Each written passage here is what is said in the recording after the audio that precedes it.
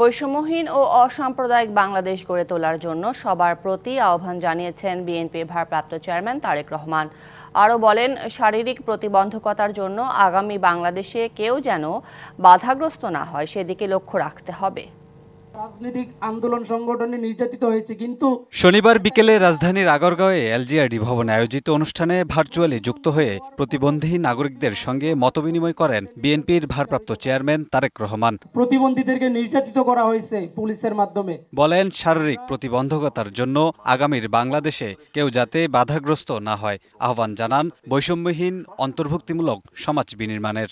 আপনাদের সেই সাহস, সংকল্প ও শক্তি আমাদের জন্য প্রেরণার উৎস, অনেক মানুষের জন্য।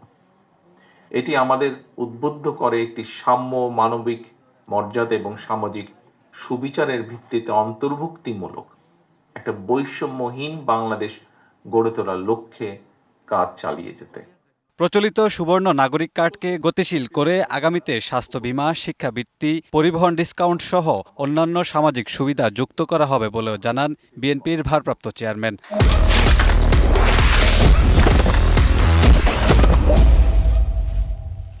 আমরা গণপরিবহন এবং বিভিন্ন সরকারি বেসরকারি স্থাপনাকে প্রতিবন্ধী ব্যক্তিদের জন্য উপযোগী করে গড়ে তোলার লক্ষ্যে একটি সমন্বিত পরিকল্পনা গ্রহণ করতে চাই।